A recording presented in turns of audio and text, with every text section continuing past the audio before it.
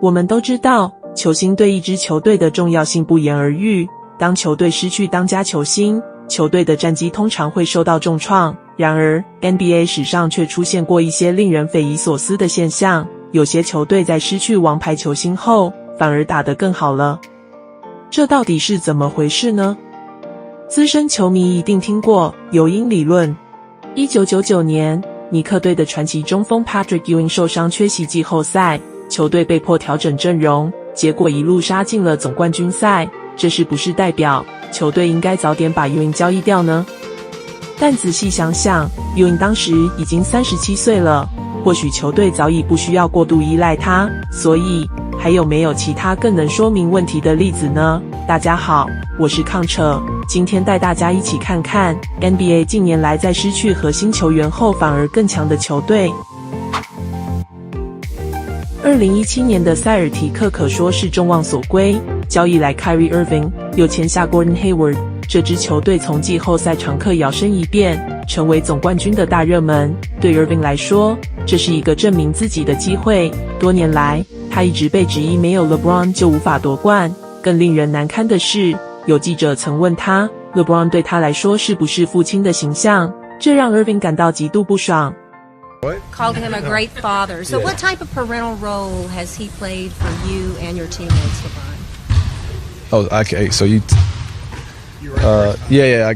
他渴望证明自己能够独当一面。赛季进行得相当顺利 ，Irving 表现出色。然而命运弄人，他在季后赛开打前受伤了。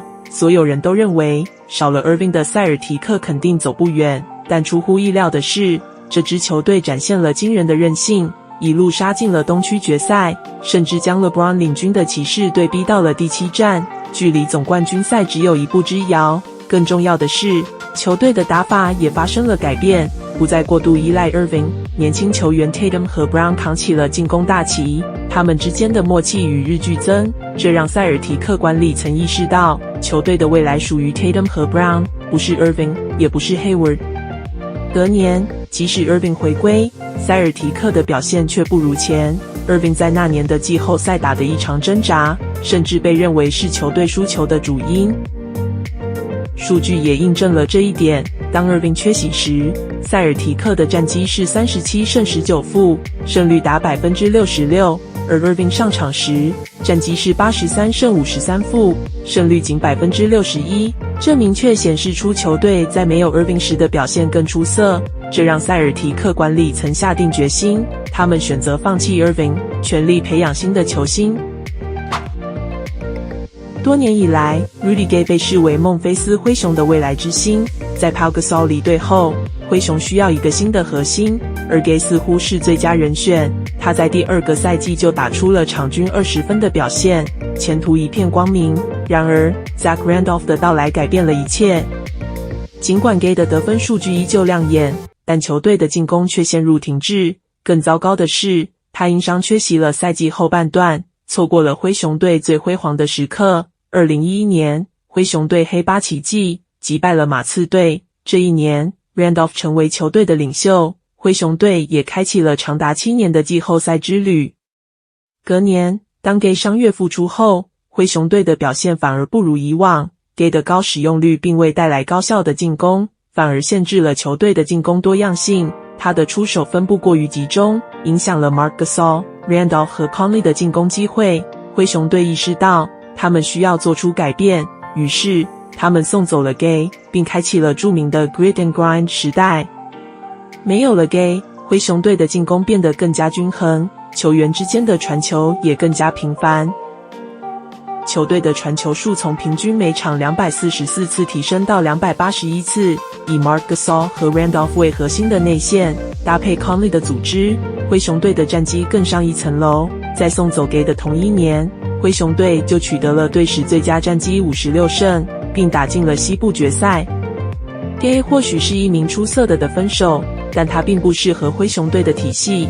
有趣的是，同样的场景在暴龙队又重现了一遍。暴龙队在送走 Gay 以后，战绩直线上升。接下来这位年轻的球迷可能不认识， Danny Granger 是印第安纳六马队在 Reggie Miller 退休后选到的新秀。Granger 在球队耐心的培养下，渐渐成为了球队的核心球员，也是关键时刻的得分手。Granger 在 2008-09 赛季场均得分超过25分，还投进了182颗三分。传奇射手 Ray Allen 那赛季也只投了199颗。Granger 也被选入全明星赛。然而，随着2012-13赛季的到来，六马迎来了意想不到的挑战。Granger 因膝盖伤势只打了5场比赛，就赛季报销。在 Granger 缺席的情况下，六马队面临着巨大的不确定性。然而，这反而成为了球队的转捩点。22岁的替补球员 Paul George 迅速崛起，从一个防守型的球员蜕变成了球队的进攻核心。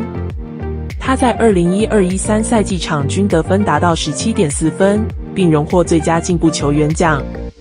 除了 George， 另一位板凳球员 Lance Stephenson 的爆发更是意想不到。他在2年内从场均 2.5 分 1.3 篮板进步到 13.8 分 7.2 篮板。这2年，六马都取得了更好的战绩，并2度闯进东部决赛，给为 LeBron 的热火制造了巨大的麻烦。至于 Granger 呢，他在那次的受伤后，从来就没有完全康复，2年后被交易了，随后退役，安静地退出了大众的视野。如果 Granger 没有受伤， Paul George 还会是今天的 Paul George 吗？在2019年的休赛期，雷霆队做出了令人震惊的决定，全面重建。在连续3年首轮失利后，他们交易走了他们的当家球星 Russell Westbrook 以及刚打出职业生涯最佳赛季的 Paul George。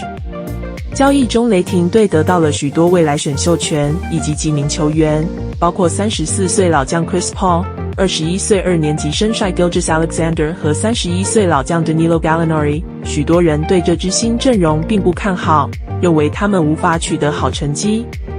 当时，大家都会认雷霆队会彻底摆烂，成为联盟垫底的球队，然后再去选一个强的新秀。